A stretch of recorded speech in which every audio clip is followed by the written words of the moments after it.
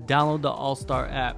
Make your picks for UFC fights, challenge your friends, level up and win prizes. Link in description. Get it now. Jairzinho, I want to start with your last fight against Shamil. Um, Yeah. fourth round TKO finish. Basically, he couldn't come out to the fifth round, which is which is a phenomenal way to win a fight, right? Like you beat somebody up so bad that they don't want to continue. How did you feel like inside the cage when that was going on? No, definitely. It's like how I feel is like I wanted to outmatch him. I wanted to break him. What he want to do, he didn't really get. And then the longer the fight was getting, it was getting more in my favor. In my favorite. So um, yeah, it plays out the way we wanted to plays out, like the way we predict our game plan, and yeah, I broke him like during the fight, and we know we couldn't take anymore, and we wasn't rushing anything. And one of my coaches says, don't only show them you can knock people out, also show them your skill set. Yeah, You're coming off the fight against Jalton Almeida, and I know every fight is important, but with how that fight played out, how important was that fight against Shamil for you to win that fight? that was a crazy fight for me, especially got submitted, and then get the fight with Shamil also undefeated. So we were working on a lot of things, a lot of skill set. Eventually, everything played out the way we wanted it. Definitely. And you said after the fight that you're gonna go back to Suriname and reconnect with your power source. What did you do? Which I I saw some videos. You were doing like push-ups on like some rocks and stuff. How was that experience? Now it was good. It was great. I went back home, back to the village. Stayed there for a few days. I think almost a week. Feel really good after, recharge. It's been a while that I didn't go there, and everything plays out for us the way we explain it, and we did everything we say we're gonna do. So right now, I'm fully charged. Can't wait to get down to Australia and get the party started. Every country has like the traditional like uh medicine or food or something, right? Does Suriname have that? Like, do you have something you go there and it's like you take it in, and you could only get it in Suriname, like you can't really get it in another country? Like, you know what the thing is with Suriname? We have five different cultures. So the most thing is like you'll get a lot of things, but you can get it from outside too, but you will never get it the way it is in Suriname. Yeah. So I can name a lot of things. We like it the most the way it is. For an example, the a yuca bread. My mom make yuca bread and she bake it on a pan, and then I never saw it anywhere else. And another thing called quack, I don't know how to say it in English, and I know they have it in Brazil, but I never saw it anywhere else. And the yuca bread, I never saw anywhere else. So that's one of the things that I think you only can get in Suriname. And you can have it with coconut between, you can have it with pineapple between. So there's some stuff, but I can't come with everything right now. Yeah, yeah, for sure. I understand. But you're at home, you smell that bread cooking. It Oh, reminds you of like a lot, right? It gives you like it might maybe give you goosebumps sometimes. I don't know. definitely. Like soon as I touch down, I stop at my mom's house. She lives close to the near to the airport, so I stop there. She always have food ready for me. So I've been there and dipping right away and talk a lot of things. A lot of family and friends also just come and get me from the airport. So it's like a little party at my mom's house, eating food, having fun. And then before I go to my house. So that's one of the things that I'm looking always forward to going back home. Stop at my mom's house. She always gets food. And it's always nice to see her too. She's always happy. So For sure, for sure. And you said also after the fight that you wanted to return against a top 10 opponent, and you got a top 10 opponent, Tai Tuivasa. I think he's ranked number 10. Have yeah, you met Tai and have you been around him before? never. Yeah, Never. All right. Very yeah. interesting. All right. So So, definitely. No, I think definitely I never met him, and it's gonna be interesting. mhm. Even this matchup is a very interesting matchup. Oh, for sure. Biggie Boy versus Bam Bam. It has a Oh, good ring to it, right? definitely. Double B against double B. Double B. Yeah, because this fight gets a lot of attention because people been asking for this fight for a long time. I think the past like 3 4 years, 3 years. I think I everybody's been saying every time agree. you fight, right? I agree. I agree. I think it's gonna be a fun one. He's also a striker. It's gonna be a very, very high chess match. And yeah, it's who landed first, who can show more skills. I've been doing that for 24 years before I entered the UFC. So for me, it's gonna be.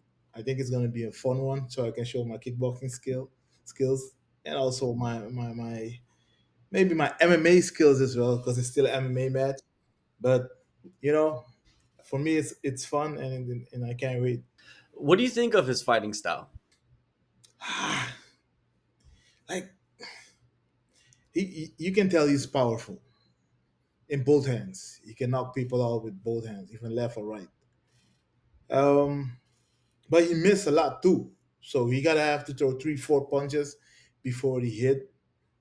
And yeah, there's a lot of things when I watch Thai fight. I guess I see a lot of holes as well.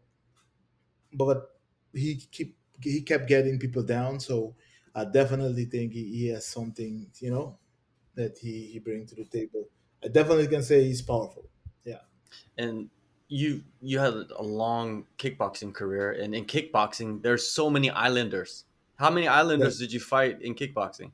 that's a few. I have over 100, almost 100 fights in kickboxing, and with my UFC career, it's over 100 fights. So it's interesting, it's fun, but also it's a lot of experience.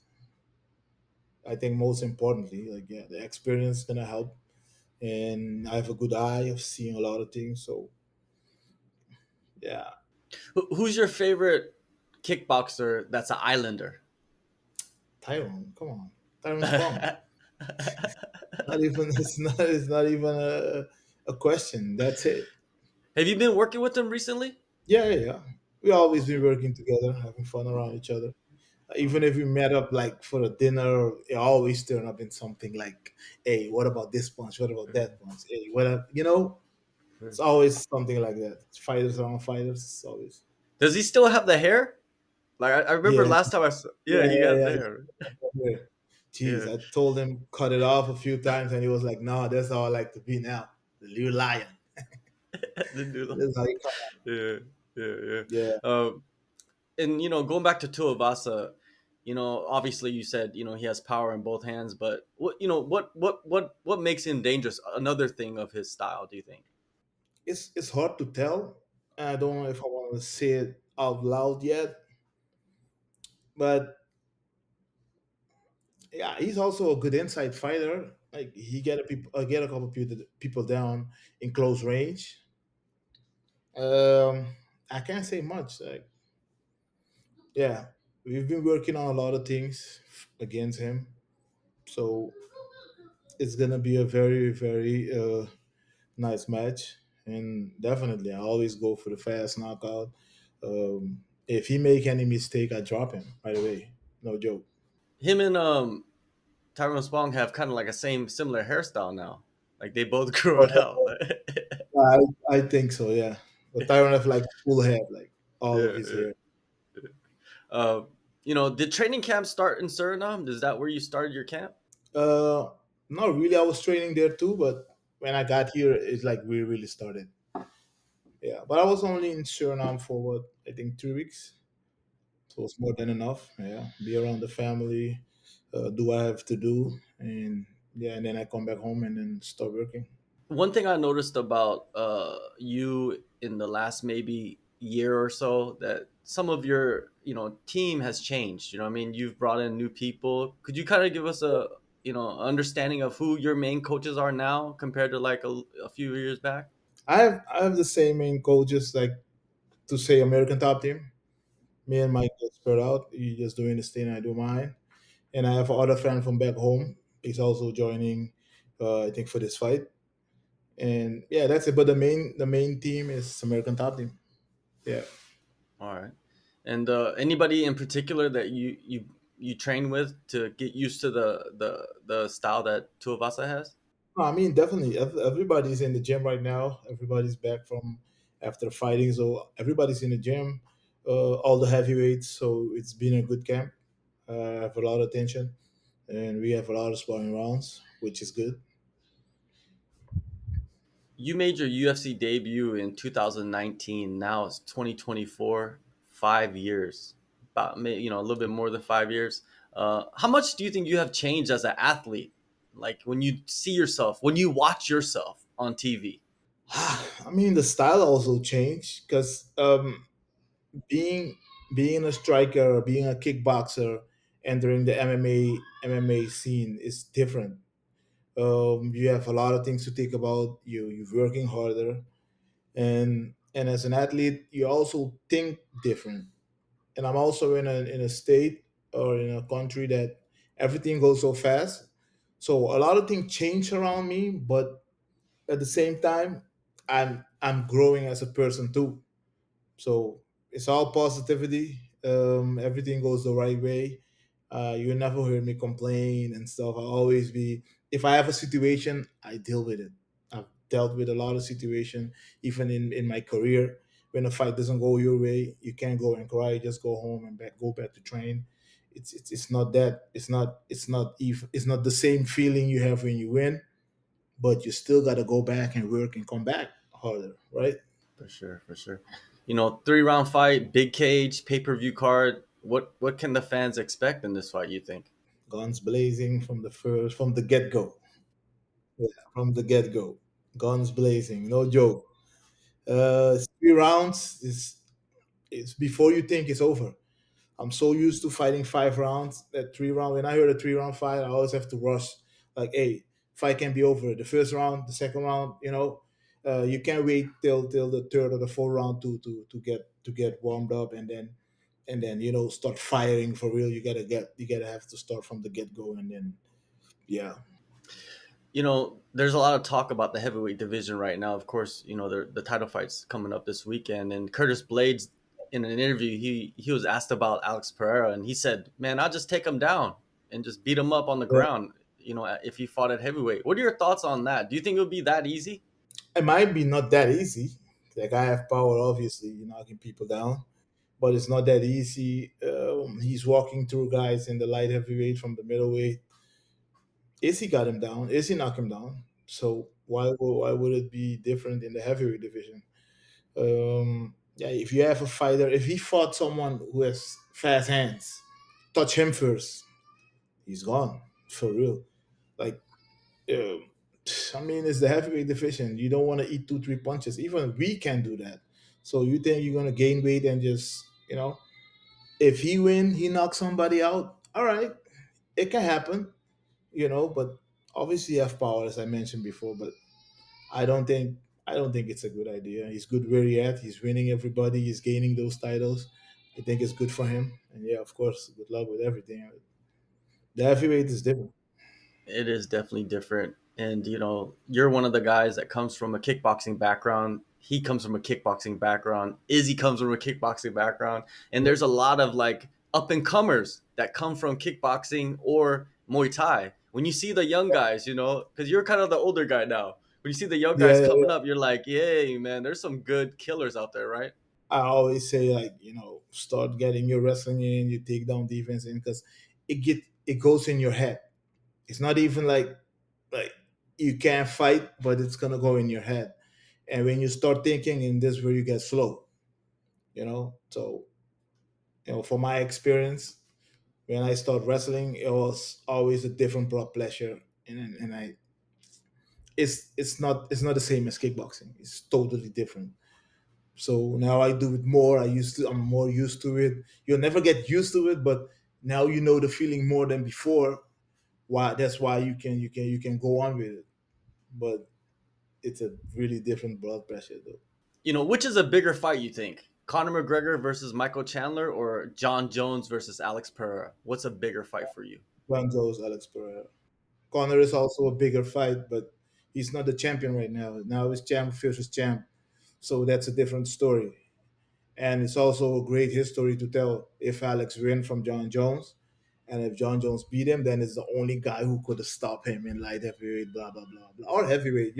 So it's both sides have a great story. John Jones is the greatest fighter of all time, you can say, and Alex is doing his thing, going the same way. Yeah, I definitely think that's a bigger fight. All right.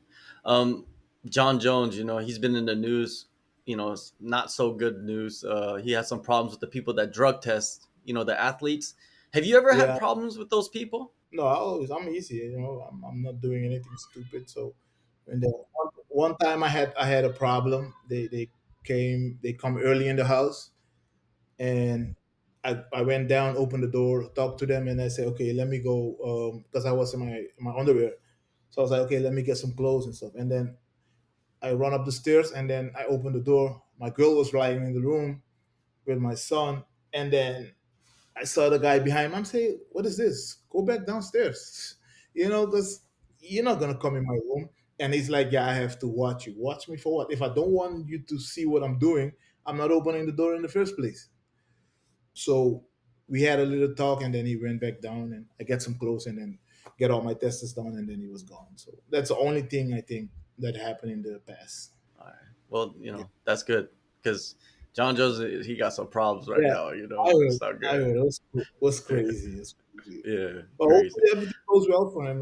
That's Yeah, a great for sure. career. He's the heavyweight. He's the greatest fighter of all time. I like his style. I like what he did for the sport. It's just sad that things go that way. But everybody got something, right? You can't be perfect. You can't be perfect. One last thing, in the last year or so, we've seen a lot of fighters, right? Not a lot, but a few fighters fight in the hotel, like during fight week, or they have arguments. Just Oh, recently, Mohamed Makaev and his team and Manel Kopp's team, yeah, they yeah. they got into some scuff. When you see stuff like that, do you think like this is fighting? It happens, or do you feel another way? I, it's fighting, but you'll never see me in things like that if nobody touches me, because I don't play by that. Other than that, you can say what you want. When the octagon is closed, then we're gonna talk. And then I do my thing. If you can't survive that, don't even say anything after that. But I mean, you can say whatever you want. One thing I want to say as well, like we fight against each other, right? But we don't know each other. I never met you. The only time we're gonna meet is in the octagon, or before that, we're gonna be facing off, and that's it. Other than that, you don't know anything about me. You might heard something about me, but you don't know me. So why talk crap? Sometimes people do that for trash talk, go in other people's head. But I don't think that's smart, because you play too much. On the end of the day, it's your job you're doing. You go in there, you're gonna fight. You're supposed to have fun. It's not that you're gonna go in the hotel, go back and forth. It's stupid. Even like a press conference, it's like, be respectful, and then we settle things down. If you have something normal to say, all right, but don't be disrespectful because you don't know me, and the other way around. That's what I think about stuff like that. All right. August 17th, UFC 305, Perth, Australia. Jairzinho, thank you so much, man. We've done so many of these, and every time I learn something new, always good, Yeah, man. man, All the best in the fight. definitely, man. Thank you, and of course, anytime.